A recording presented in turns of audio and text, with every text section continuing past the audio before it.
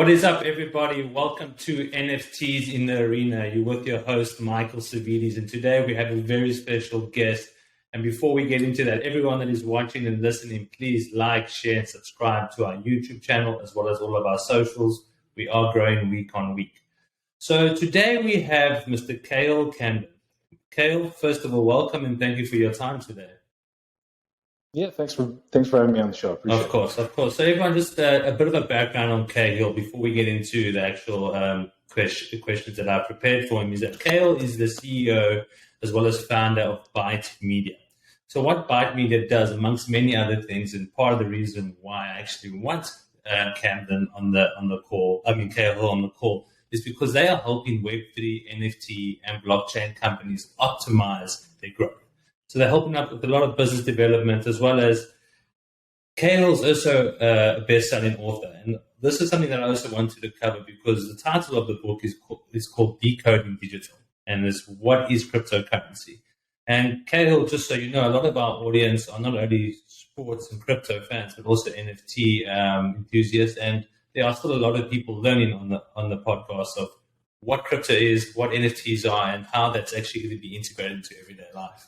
So the first thing I wanted to ask you is, tell me about Byte Media and how that was started and the work that you're doing and some of the companies you are working with. Yeah, absolutely. So Byte Media Group, I started it probably about 6-7 years ago. Essentially, I had been doing I had come from the sales world, Wolf of Wall Street style sales, really intense, moved into the tech world and got into marketing. And then I, over time, started doing some freelance work. And I said, you know what, I can probably make this into an agency, and started growing from there, growing my client base in tech. And then it just so happened that a friend of mine who had consistently pushed me to get into crypto asked me to help his startup. And so I did, and then completely fell down the crypto rabbit hole, read the white papers for Bitcoin and Ethereum, and I just went all in. And what year would that have been? The reason why I ask is... So we've been in the... Sorry, the reason why I ask is because previously we had a guest on by the name of Julian Rodriguez, who was... he worked for Bitcoin Magazine in 2013 together with Vitalik Buterin from Ethereum. Would you say you got involved around that time, or perhaps sooner than that? No, I wish. I had known about Bitcoin and cryptocurrency when Bitcoin was probably, I want to say, $150. But I didn't believe in it. I didn't believe in it. I didn't put anything into it. I just thought, this is like a video game. It's impossible for this to be worth money. And I just really didn't understand it. And it wasn't until my friend said, hey, can you, he's been talking about crypto for a year or so at that time. And he asked me to help his startup with marketing. And so that would have been, I guess, 5.5 years ago now, 2016, 2017, something like that. So I was a little behind. Yeah, it is interesting because, even 5 years ago, I think that was 2017, call it that. It was also when I started learning about crypto myself, and not only Bitcoin, but Ethereum was obviously now this little guy coming up behind Bitcoin, and we've all seen how Ethereum is today. And now with this whole merge that's about to materialize, and the supposed benefits and the supposed scrutiny that is still coming under with regards to its sustainability. What are your thoughts, and how do you see the next 5 to 10 years with regards to the cryptocurrencies like Bitcoin or Ethereum? And I do know in your book you talk about the risks involved in cryptocurrency, as well as how do you protect your cryptocurrency investments. Do you want to maybe help enlighten our audience on these two topics? Yeah, sure. So the next 5 years is one of your questions. Mm-hmm. And then the second question is, how do you protect your crypto? How do you get into cryptocurrency? Yeah. Right? So I think for those who are listening or watching, who are thinking, cryptocurrency, it's had its time, or even NFTs. NFTs, it's had its time. We're still so early. We're really so early. We've just scratched the surface of some of the possibilities and potential of cryptocurrency. NFTs. And so I think over the next 5 years, who knows what's going to happen 10 years from now. But over the next 5 years, if we're going to look at the general landscape, I think we're going to see blockchain fuel a lot more of the behind the scenes activity for companies. So, banks, payment solutions, real estate, like they're going to start integrating blockchains into their technology, and we just won't even know it. So I think that that's already going to be happening. We, of course, are going to see more regulatory activity. It's become a real thing. Bitcoin hasn't gone away in 10 plus years. The governments are going to want to get their tax, and they're going to want to have a piece of the action, and we're going to see that happen. We're also going to see more central bank digital currencies come out. So that's a whole different topic. But with crypto, I think with crypto and blockchain, we're in a place right now where we're early days. Yes, we're going through crypto winter now. We're going to see a lot more action and activity happen with crypto, with NFTs, with payments, with dApps, so decentralized apps, and we're going to see a lot more growth in this space over the next 5-10 years, I think. Yeah, I agree. And I think your point around that we still new, it's still newfangled, if you want to call it that, even though it's been around for some time. I just think it's become very much mainstream now. And obviously the media has publicized this more so on the negative side than the positive side, like with anything. And I tend to agree with you in regards to that. And my next question kind of follows up from that is, obviously now there's a lot of brands like Nike and a lot of these big brands pushing NFTs in the metaverse, and a lot of them have generated significant amounts of revenue from the sale of NFTs and the secondary sale. And I think, speaking to your point of that, I think people maybe don't understand the actual utility and usability of NFTs beyond the digital artwork is often misconstrued and perhaps misunderstood. How do you see the future of NFTs, and particularly maybe in an industry like sports or in business, whichever you favor? Right. So we work with companies who are looking to apply NFT technology to their businesses, right? We work with artists. We've helped launch artist platforms to trade NFTs, etc. So what I'm telling you is like some behind the scenes activity from what we're seeing. NFTs, yes, art is a fantastic starting point.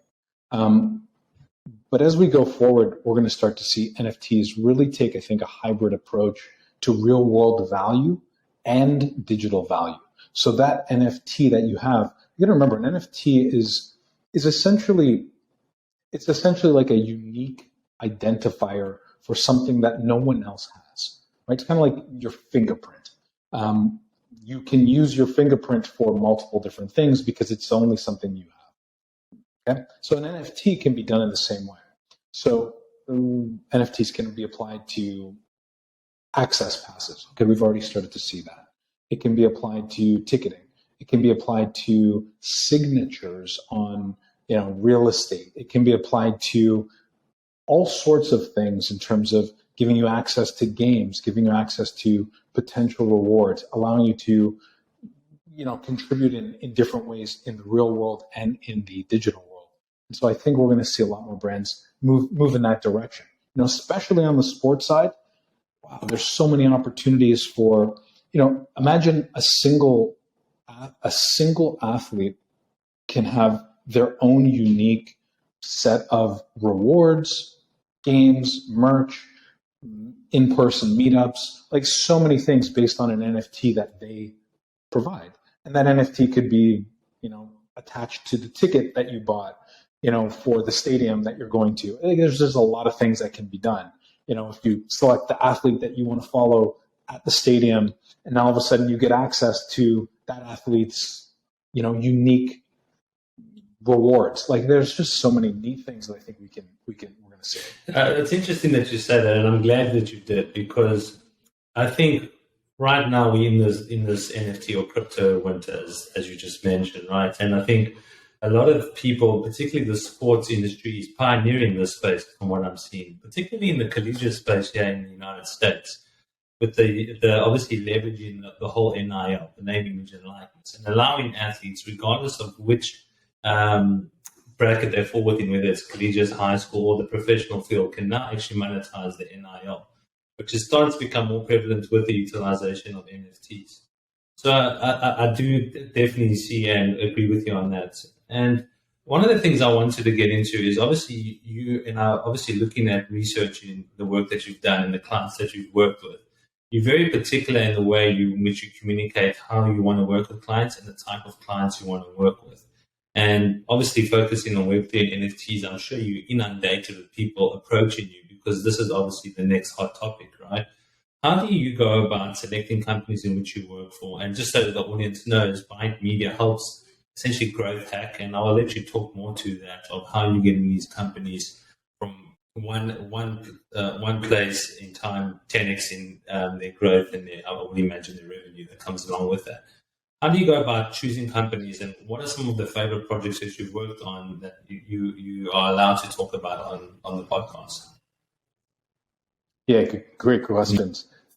So I guess in a high level, the way we choose projects is based on a combination of the founding or directing team. Are they interesting, cool people to work with? You know, I don't want to work with, neither does our team. We don't want to work with, jerks. Like it's just, life's too short for that. So are they interesting people? Okay, great. Is the idea a legitimate idea? So we've been around since the ICO boom. Like we've been approached with all sorts of pie in the sky ideas and Ponzi schemes and like that. I've seen all of that stuff. And yeah, some of that stuff can make money for sure. Like if you get approached by someone who's going to throw a lot of money at a marketing campaign, but the idea is not legitimate, yeah, that does happen in the crypto space, especially, right? Especially when markets are hot. So the second thing we look at is the idea legitimate? Like, is this something that I would personally want to invest in, partake in, be a part of? And if it's not, I don't work with that company. So that's how we go about choosing the projects that we've worked in. We're really big into privacy. So I'm a really big believer in privacy. I think that is human right and something that we all should have. And so, for example, one of our clients is Brave Browser, right? Super cool browser. We love what we're doing. We love the team. They're fantastic people to work with. And I think they're really pushing the envelope in terms of, internet browsing protection and more things that I can't talk about. Mm-hmm. But that's an example of an interesting client that we like working with. And then there are other clients that, we've helped, I've been an advisor to, or I've been a fractional CMO to, and we've helped them go from almost zero to acquired by Kevin O'Leary from Shark Tank for, tens of millions of dollars. So those are also fun projects to have worked on, right? Yeah, I'm sure fun as well as rewarding. And I think because you are essentially now allowing companies that are basically staking their claim in this industry that is still kind of unknown to a lot of people, right? I think I don't know about you, but I have conversations with people around either cryptocurrency, but more so NFTs. There's still this lack of education, this lack of trust. And I think they kind of go hand in hand, where you generally can trust something once you're educated on it. And I think with Sports Finder, for example, a lot of the athletes in which the company works with, and when you're launching these NFT collections, is we try to communicate to the athlete and their team that the success of this NFT is going to be determined by how Sports Finder pushes us, but also you need to be mindful of the fact that your audience, your fans, are the people that are going to be buying these NFTs. So the more you can educate them and the more that you can actually help them understand the value and the utility, like you were saying, these one-on-one fan experiences, the ability to have a connection with the athlete that you've grown up. I mean, I wish I can do that. I'm a huge soccer, football fan, and I would love to have connected with the athletes that I grew up looking up to. And I think what I did want to also ask you is also focusing on your book now. I mean, I haven't read it, but I did read up on it. Can you just take us through where the inspiration for that came through, how you put that book together, and what you hope that book will actually do? Yeah, absolutely. And I agree with you about the sports side of things. Like I think there's a lot of opportunity there. The book. Yeah. I wrote this book, I guess it would be 3 years ago now. And I wrote the book because at the time we had the ICO boom was happening. My friends were asking me about different things, and my family had come to me at the peak of the ICO boom and said, hey, we've got a tiny bit of money. Should we invest it into crypto? And my immediate reaction was, no, we're at a peak. I don't know when this bubble's going to pop. We're at a peak. And they asked me, well, why? And I didn't know how to easily explain it to them because they had just no idea about cryptocurrency. And so I thought, all right, let me explain it in the simplest way possible that I knew how. So the book is broken down into, it's not like a read it from start to finish, right? You can actually flip around to any topic or section that you are interested in. And it's broken down into 3 different phases, you might say, or sections. The first section is like a really quick, high-level overview of the topic. So, what is a cryptocurrency? Okay, well, cryptocurrency is a digital form of value that is exchanged in blah. You know what I mean? So it's a high level. Then we go a step deeper. So that's the second phase, which is, okay, explain it to me in a little bit more detail. Like, how does it work? Why is this important? What can you do with it? Right? And then we go even deeper if you want. And so it's like, really give me some insights and some things that I can impress my friends with. And so now we get into the nerding out about the subject and like the nitty gritty details and, how does cryptocurrency really work? What is a block? How big is a block? How many blocks are created every, week? Like, how does this stuff really work? But it's up to you to decide how far you want to go down the rabbit hole. If you just want to get a high level overview of things, you absolutely can. And you can read the book pretty quickly. If you want a little bit more knowledge, you can also do that. And if you really want to nerd out on the subject and go down the rabbit hole and find the links that I've included in the book as well to take you further down your learning journey, you can do that as well. So that's how I wrote the book. Fantastic. And just so the audience knows, I'll put the links to the books in our description for the podcast so they can go there. I do know that it's on Amazon for sale. I definitely want to get the book myself after now meeting you and obviously having this conversation. So now with this merge of Ethereum and this whole idea that it's supposedly reduce the need or the reliance on the amount of energy it's currently generating or that it's requiring. And then there's also a movement now of people moving to the Polygon, transitioning from the Polygon to the Polygon network, essentially. And I'm seeing this quite often now. People are moving between blockchains and just based on the hype and based on what people are telling them. What is your whole thoughts on the sustainability around these cryptocurrencies and these blockchains? And do you believe that this hype now with Ethereum is warranted, or what is your opinion on that? Yeah, I think there's pros and cons, right? So again, I said I'm big into privacy. Let's start with the cons. Bad news first. One of the challenges with, I think, what we're seeing is this move from proof of work. And for those who don't understand what that means, it's really, you've got computers that take energy, right? And they are processing code or algorithms to find a match to unlock the next blockchain. So they're the ones who are verifying all the transactions, okay? So that's proof of work. Computers are doing work. To proof of stake. And proof of stake happens where people lock up their cryptocurrency, which includes records of all the previous transactions, literally from the start. It includes those records. And so the more records that are locked up, right, the more we can look at those records and essentially say, hey, is this new transaction valid? Yes or no? Well, let's look at 10 records from the past and make sure that this all leads to our current point in time. So that's proof of stake. Okay? Now, obviously in both scenarios, proof of work, the people who have the computers get paid to do those transactions. Proof of stake, the people who stake their cryptocurrency as validators of the records of that blockchain, they get paid, right? So now we're moving to proof of stake. The challenge with that is, from a privacy perspective, I think it opens up some challenging things for people who are really looking for privacy. Why? Well, because now you've got hundreds of thousands, millions of records stored online that can easily be accessed by, regulatory agencies, let's call it. So I think that's a challenge. However, proof of stake should also lower the transaction fees on Ethereum.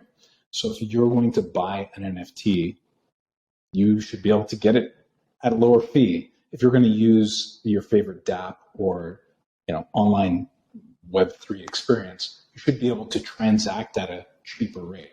So there's those pros, which leads to more adoption. But then there's cons of, now is it as private from a security perspective for all your data?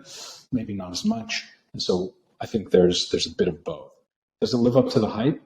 We'll have to see. It's been on the books for a long time, and there's a lot of challenge in moving this direction. And so let's see if it lives up to the hype. Yeah. But I think to your point, that's why there's other applications like Polygon, Binance. Like there's other chains that are opting for cheap, quick, efficient transactions. Yeah, you made some very valid points, and ones that I didn't think about, and ones in which I've emphasized a lot in the conversations that I've had. So what I have found also interesting now, and obviously in the United States and around the world, that we're experiencing these extraordinary climate issues, particularly with the amount of heat that's going around, particularly in the United States. And a lot of people are utilizing this issue now as essentially saying that the mining of these cryptocurrencies and these blockchain technology enabled platforms are obviously contributing to that. And the reason why I bring that up is because I feel like the use of cryptocurrencies and NFTs is going to be used against a lot of companies because of this energy issue, where truly I don't believe it should be. But talking to your point of the security around these smart contracts and the validation of these smart contracts, and now with obviously the proof of stake, now the ability to go back and see previous transactions to see if that's actually validated. And it speaks to your point around security. And I just remember learning about blockchain technology many years ago, and the whole thing was decentralized, the decentralized network, and allowing people to not actually manipulate that data and validate that data, which kind of speaks to your point. And I do see the pros and cons, and I think it's very valuable for people to actually know that, because I don't think people actually see that side that you've just highlighted now. So I'm glad that you did that. And we do have a bit more time. I did want to ask you, what are you most excited about? If you were coming into this industry now, and I had approached you with the amount of experience that you have, what would you say is something that you're most excited about based on your knowledge and based on what you're hearing in the industry? That's a really great one. I'm personally excited about the application of NFTs, and I'll tell you why I'm not excited about certain things. And it's not that I'm not excited. Correct myself. It's more that I see a lot of challenge. Okay, so I'm excited about the application of NFTs because I think we've had this massive boom and bust. Okay, fine. I do think, in working in the industry and working with some really interesting NFT platforms, I think we're going to see over the next couple of years some really neat applications come out where you have real world value and you also have digital value. How does that manifest itself? I'm not sure. Like, there's some things that I know we're working on with clients, but there's other things that I just don't even know what's possible. But I do think there's a lot of possibility. What I'm concerned with and what I'm not as excited about is the regulation that surrounds everything, right? I think it's important for everyone to remember that the governments, they do have mandates to obviously, help the most citizens and to keep things as safe and stable as possible, right? Fair enough. However, I think that because there's a lack of understanding about cryptocurrency, what tends to happen is we, like you mentioned before, Mike, we focus on these very, very narrow instances or use cases. Oh, Silk Road, everything's terrible, and that becomes the dominating force for creating regulation where there really shouldn't be, or where there really shouldn't be much. We really shouldn't have much regulation yet because we're still figuring things out, right? And so I'm a little concerned about that, especially as it comes to privacy, and especially as we start seeing a number of countries push forward on things like central bank digital currencies, right? CBDCs. And so central bank digital currency is basically the bank saying, we're going to create a cryptocurrency and we can track everything you spend your money on, everything you do, every transaction you have. We could press a button and take away all of your cryptocurrency if we wanted. We can see into your wallet, everything. And that's already happened it's already happening in China. We're seeing that happen in Canada as well. Mexico stepped up to the plate for that as well. I'm sure the United States will be quick to follow. So we're seeing it happen around the world, and that concerns me. But what's exciting on the other side, like I said before, is this application of NFTs.